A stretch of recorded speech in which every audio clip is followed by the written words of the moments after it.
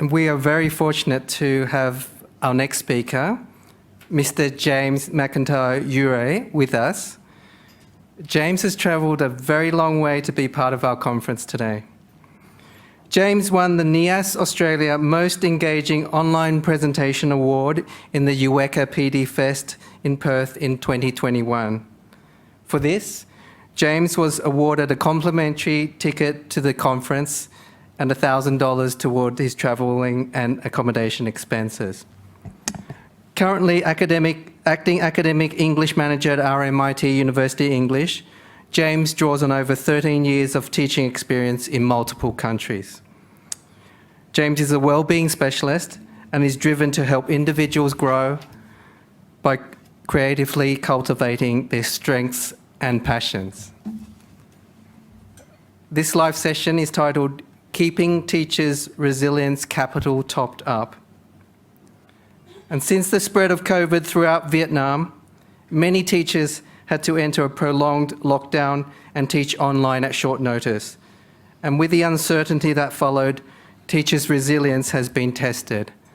And maybe I can speak on my own observations of that. During the last winter, we were in contact with a number of our member centres in Vietnam, and we had a true understanding of the type of lockdowns that they experienced, which were qualitatively different from what we had here. This presentation will highlight the importance of resilience capital during challenging times and provide teachers and managers with evidence-based strategies that will help them to grow and develop. Can you please all join me in welcoming James? Thank you so much.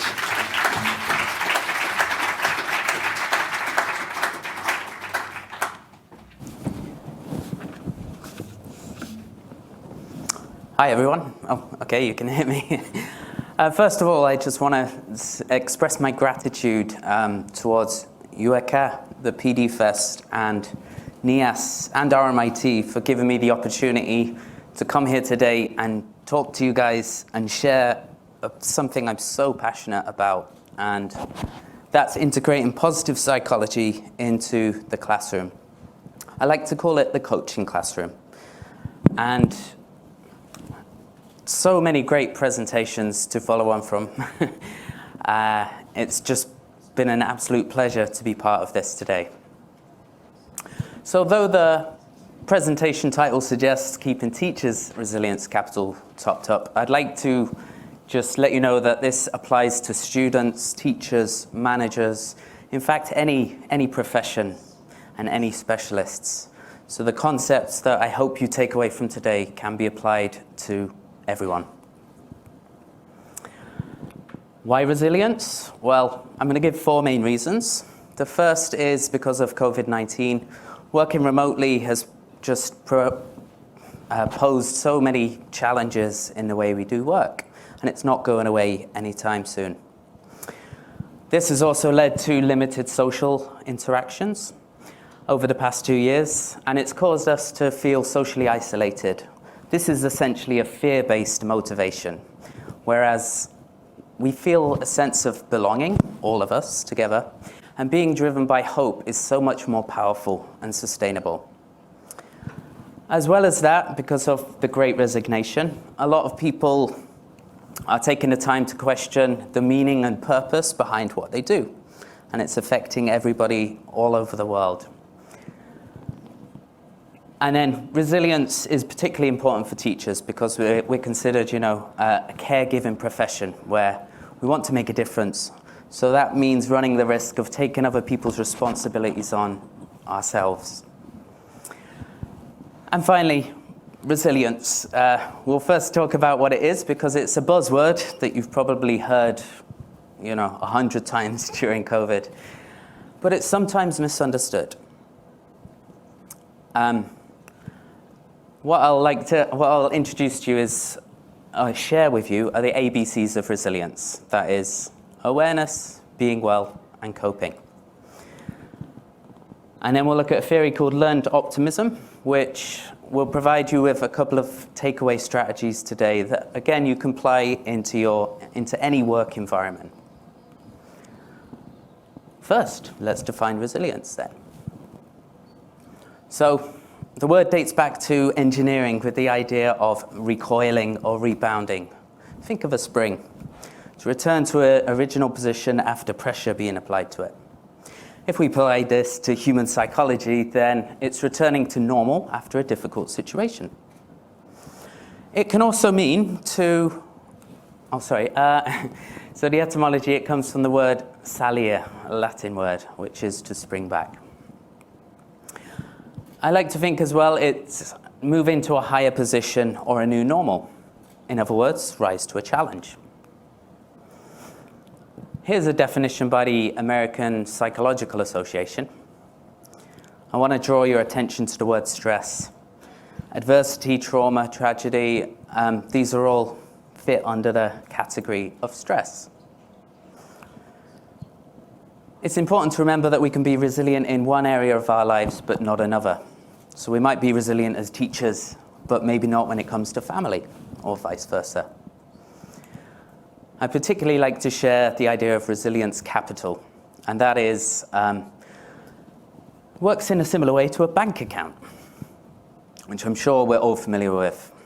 So our balance is determined by how much we deposit and invest in our health and our mindset, while withdrawals are those everyday stresses that we're faced with, regardless of where we are or what we're doing. So, speaking of stress, in the previous definition, it's not all bad. In fact, it has a primitive function. It warns us of threats, danger, back from a long time ago. The problem is our body doesn't know the difference, and it will react in the same way. So we get a racing heartbeat or shortness of breath. So that's where we need to work on the mind. It's important to know that challenges trigger growth, also known as stretch goals. To improve our skill sets that we already have, we need to be in challenging situations. However, too much over a long period of time can lead to burnout. A lot of people assume resilience is to keep going. When the going gets tough, to just keep going and not give up. But of course, that can be dangerous. Humility is the strength of realizing our limits and our mistakes. We're not machines, we're human. However, more and more we're being compared to machines and technology in how we do things. So I'd like you to think of an elastic band, right? If you stretch an elastic band, it's possible to accommodate a bigger size. But over time, what happens? The elastic band gets a bit bigger. If you keep going, it will break. Harvard professor Sean Aker and researcher Michelle Gillian look at the idea of resilience being about how you recharge, not how you endure. I'd like you to draw your attention to this graph here. Notice the different colors, and particularly where stress and performance correlate. Over time, we need it to perform better. But of course, if we keep going past our peak, then we run the risk of being burnt out. And it's often we start thinking of resilience when it's too late. But of course, we want to avoid that. Where's a good place to be on this graph?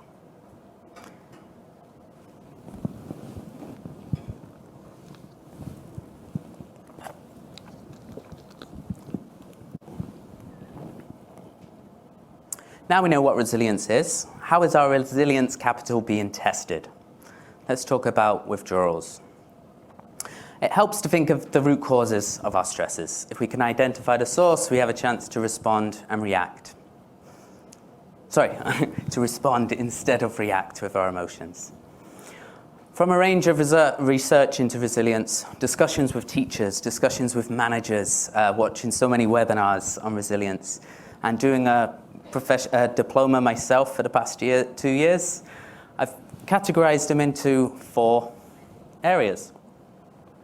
As I've mentioned a couple of these already, I won't go through them and read them out. There may be more than 4 areas, but I don't want to stress you out even more by just putting so much information on there. I do want to draw your attention to, the effects of COVID-19, the Great Resignation, not being motivated.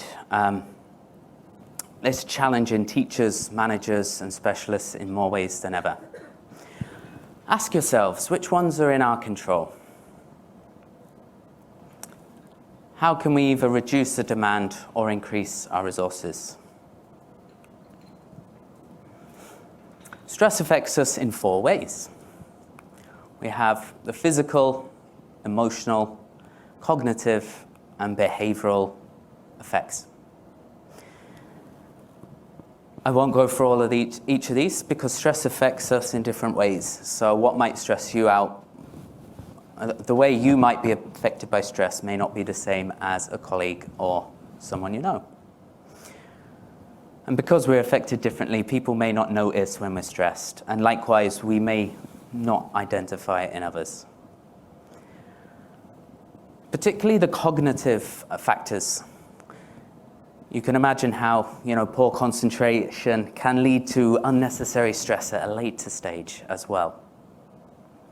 How do you notice the effects of constant withdrawals? Take a moment to reflect on how you are affected by stress.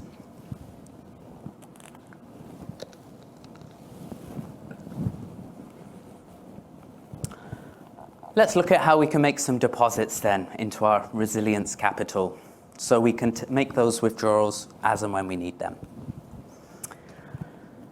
Well, we need a bank balance to make withdrawals. This means doing things that bolster a positive reaction to stress and improve our well-being. So when challenges arise, we have the funds to deal with them. What's one piece of advice we get when we're preparing for takeoff on a plane? Feel free to shout out if you want. Exactly, and I love this approach to well-being because, we can only help others. Well, naturally, those of you in education, you love to help others, right? And we can only even better do that once it comes from a place of being well ourselves. I'm sure you can think of times when you've snapped at people, loved ones, just because you're having a bad day. So what deposits can we make so we're better prepared for stress and adversity? I'd like to introduce to you a concept of the behavior wheel. This is developed from a range of research into resilience, and it can be categorized into a lot of these areas. Well, we know about what we eat does affect us. It affects our cognitive skills. Physical activity, it increases our endorphins and serotonin levels. Ironically, the more we put in, the more we get back. The more energy we put into it, the more we get back from it. How many hours of sleep do you get a night? Very simple question, but of course these affect our cognitive skills, our decision making, which again can just cause us stress at a later stage.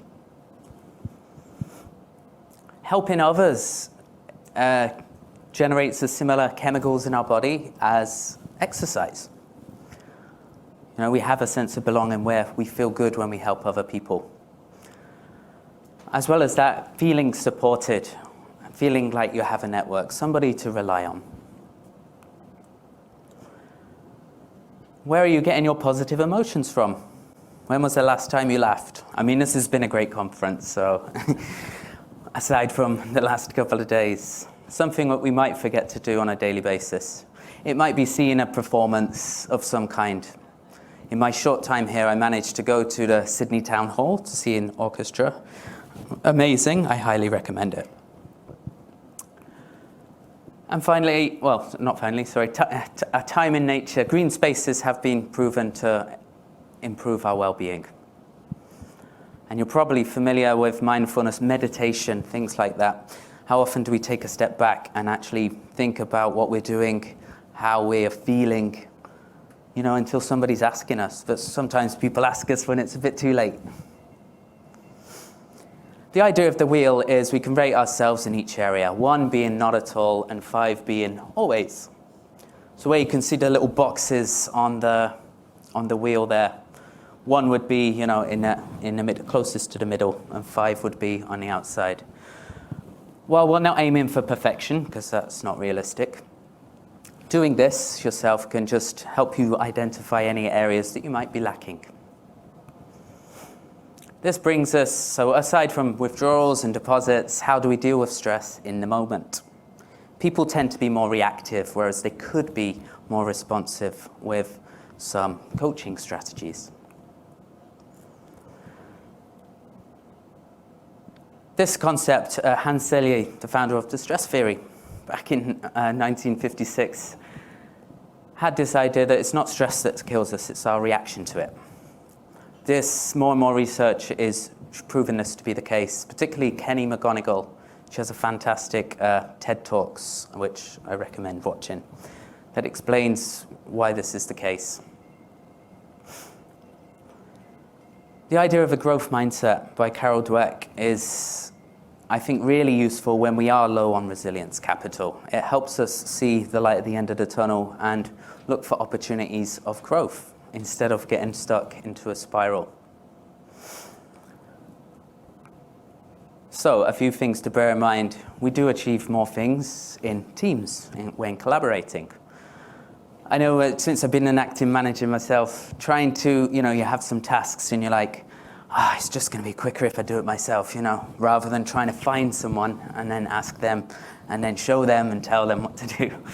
But of course, the sooner we begin collaborating, the better it is for everybody.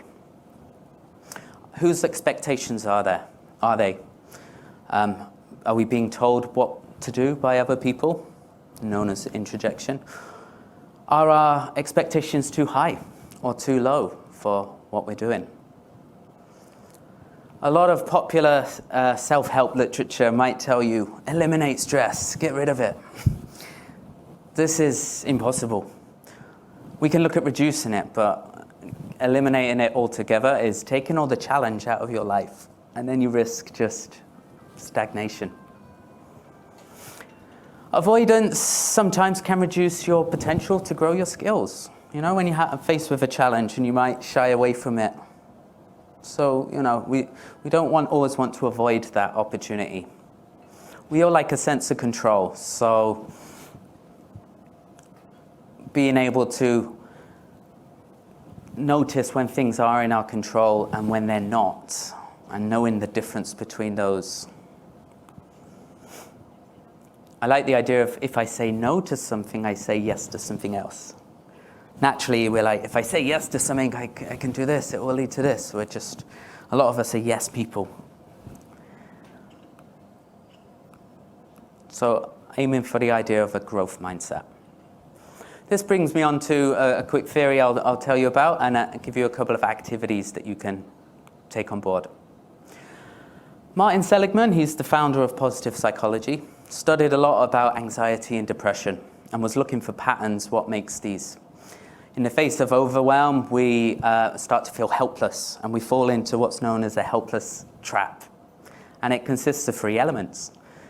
Things that happened, it's all because of me. Like when students fail their exams, we might think it's something I did or I didn't do, or what I told my teachers to do or didn't tell my teachers to do.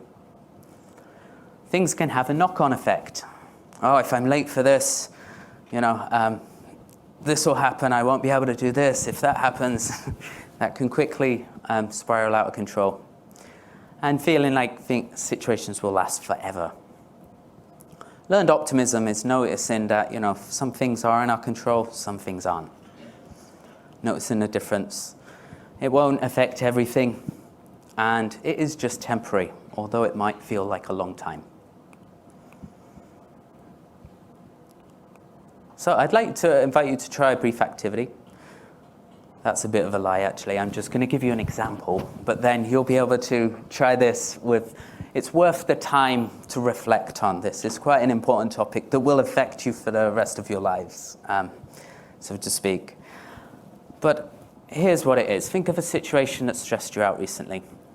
In fact, when I made this presentation back in November for the UECA PD Fest, I was thinking, maybe I should change it to something more relevant since being an acting manager. Ironically, a week before the presentation, when I was thinking of changing the topic, a teacher came to me with a very similar issue as this. Being an online teacher, my students aren't responding to me in class. And he was at the end of his tether and considering just saying no to the class and refusing to teach it, which is quite a situation that could easily get out of control. All I want you to do here then is you write it on one side and then you turn the paper over and I want you to think about these questions. Could so-and-so be having a bad day? This could be a student, it could be the teacher. Will something affect everything I do? How long will this situation last? Who can I ask for help? What have I not tried? Reframe the sentence with a growth mindset. Again, here's an example of responses that you might get. My students were having a bad day. Or likewise, my teachers. Even though they don't speak in open class, they speak in breakout rooms or in other situations. While you're waiting online for someone to speak, even as a teacher, those seconds can easily feel like minutes, but they're not. I don't know how often you look at a watch when you're waiting for an answer. It would look very rude, right? So we probably wouldn't do that. Again, this can be applied to this is just a teaching issue of online where it came from, but it can be applied to many different contexts. Staff meetings, performance appraisals, conversations with people expressing anxiety. One more activity, again, that's quite similar to promoting a growth mindset and learned optimism, is to think of the issue from a new lens. I don't know if you're familiar with the VIA character strengths, values in action. Yes, there are hundreds of personality surveys out there on the internet. This isn't the first. But what makes this one different is it's actually supported by research that's growing and growing. Over 500 studies to date. And these values come from all over the world. So they're culturally inclusive and recognizable. And it's just to ask the question, what would so-and-so strength do? Let me give you an example. As mentioned before, humility. Well, that would be noticing my limits, noticing I make mistakes. Everyone does. That's fine. Kindness. But kindness to myself, not to others. I don't need to tell you guys how to be kind to other people. I've met so many nice people here in a day and a half, and being so kind towards me, the people from RMIT training that I hadn't met before came and found me first. That is kindness right there. But kindness towards yourself. So perhaps saying no to say yes. Bravery. Speaking up when you need help. It can be, cause a loss of face, especially in Asian culture, to ask for help. But at the end of the day, it's better than not asking at all. And perspective, even. Stop being a perfectionist, perhaps. It's okay, you can't get everything done. So, just to draw this session to a close and what I've been talking about, I haven't seen any time indicators, but maybe I haven't been looking. Oh, nice to know. I can be here all day if you want me to, talking about this. What did we talk about? So the idea of resilience being a capital, like a bank balance, okay, where we have withdrawals that we make that are stressors, but making those deposits instead of carrying on and aiming for a growth mindset. Recharging, not just enduring. I know society promotes the idea that you should just keep productivity, efficiency. The more you get done, the happier you'll be. The more of this you do, the better it'll be. But, it doesn't help it. It's not a healthy way to go about things. So making those deposits. PPP, does anyone remember what it is? Personal, everything's my fault. Pervasive, so the domino effect. It's a difficult word to remember. It took me a while. And then permanent. Things won't last forever. And I invite you all to try and do the survey after this session, just for yourself. Anyone who I have suggested doing it came back to me and said, wow, it's scarily accurate. It's, how it speaks to your values.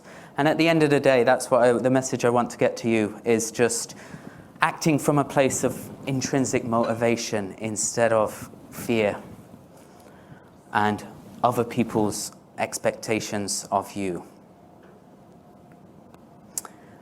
And again, the oxygen mask. If you come from a place of, if you look after yourself first, then you can only just do an even better job to those around you. There are some of the references. There are so many more that I could provide. But I particularly recommend TED Talks. You can find a lot of these resources on with Carol Dweck, Sean Aker, Kelly McGonigal particularly. But please, reach out to me. I'm more than happy to talk about this, how it can help not just students. I understand that students is an important focus for many of you, and it does really make us feel good when we're helping those, but teachers themselves, if we look after the teachers, they can do an even better job of helping their students. I believe that's it for now.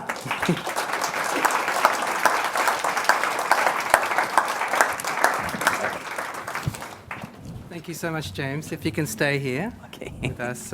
We've got some comments as well and questions. I think that the biggest take from me, James, is firstly, thank you so much, and I like the way you presented resilience capital and illustrated it in terms of a balance sheet. And I think that's really a really helpful way for us to visualize that, and introducing the concept of making deposits and withdrawals, and these are all things that we have control on. And I like the way you also described the importance of also recognizing that challenges do also trigger growth within us, and how important that is as well. And finally, I really liked how you touched on some of the techniques that people can take away, and I particularly like the concept of being kind to yourself, and I think that's really important. I've got some really good questions here for you, James. One question, isn't it too much to focus on resistance akin to victim blaming for a culture of fear and anxiety, especially in terms of mental health, and just objectifying humans as a piece of machinery? Can you comment on that? Clarify the question. Okay.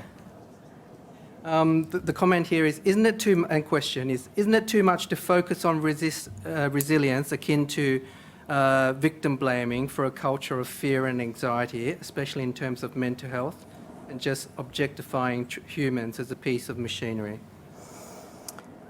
I think, first of all, victim blaming, placing blame on someone else is not going to get us anywhere. It's noticing the difference between things that are in our control and are not. The reference to humans being compared to machines, I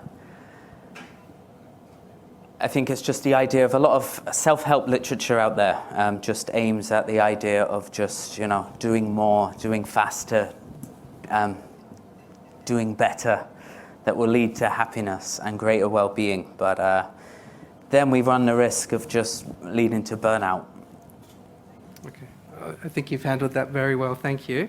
There's also this other question. Should we be fostering resilience in others? And how do we do that? Definitely, without a doubt. Rather than trying to fix it, they say prevention is better than cure. Rather than fixing it when it's too late, it can be much more difficult to get someone on board and to listen to you when they're already feeling stress. Emotions affect our mindset. I don't know if you're familiar with broaden and build theory. I went off. No, broaden and build theory.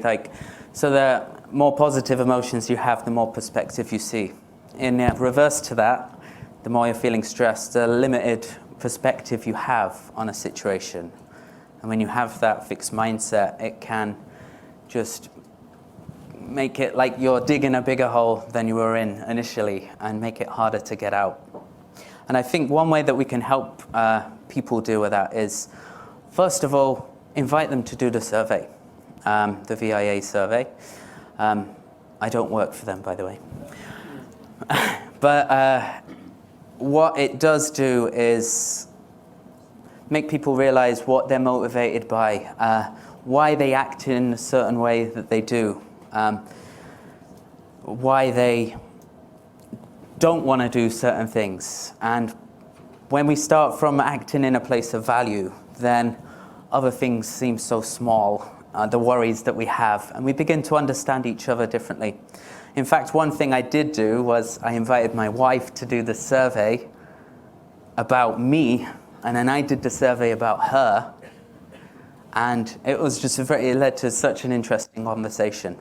But just starting that conversation, I won't say anyone. Starting that conversation is just a starting point for having that, those deep realizations and deep learning. I think like the sessions on 4C transformative learning particular speak to that. It's targeting intrapersonal and personal skills that will help us progress in any situation that we find ourselves in, rather than trying to prescribe people a certain thing to do. Probably rambled a bit there. Thank you, James. I've got this interesting question. Sometimes we are too late to deposit. How can we foresee this? Foresee it? Maybe there's something preventive we can do. So similar to my activity earlier is to actually take a moment, even if it's a couple of minutes each day, and to just start small. Start with one thing that you were just anxious about, or one situation where you reacted instead of responded, and just to write it down and just think about it, and to just activate curiosity and perspective. These are two of the character strengths. Curiosity, if you know those people who just love to ask questions. Picture, a 7 or 8-year-old that just keeps asking why. If you approach it with, could say, a beginner's mind and do that, then you'll find answers that you didn't realize before. And it's a personal thing. So what might stress me out will not work for you or anyone in this room. But by taking that moment to just spend a bit of time. I don't know, can I just get a show of hands? How many of you journal or keep a diary? That's about 4 people in the room. Okay, keep your hands up, the 4 people. How often do you do it every day? Wow. That's impressive. Okay, but and how long does it take, can I ask? 15 minutes, 3 minutes? Texting, right? There's not a time that I would suggest to do it, because if I'm telling you what to do, you're going to be less motivated to do it, right? You have to have that motivation yourself. But when you realize it can be applied to any context, then that's when you can, I guess, see the benefits and make those deposits before it's too late. Thank you, James. And maybe one final question before we go to a final comment. Keep them coming. And Nat, thanks for this one. How does being okay to not be okay fit in the deposit framework? Communicating with others. Like I mentioned before, that helping others and being supported by others. How do you know your closest people to you? Do you know? Did you meet them through like a small talk conversation at the water cooler? Or was it you talking about something that you were really affected by emotionally? I know in small talk, you look at self-help books, they might tell you, think of a positive topic, think of something, good, great. In fact, there's more research, particularly a guy called Dr. Todd Kashdan, who looks in the idea of, it's the second wave of positive psychology, and it's drawing on negative emotions. And they've done some studies where they just might put a post on social media, about something that just could create negative emotions. And just to compare it to the positive ones, it drew more of a conversation and deeper meaning, addressing those negative emotions rather than just pretending they're not there. That's toxic positive psychology, pretending that negative emotions don't exist. Oh, just smile, just be happy,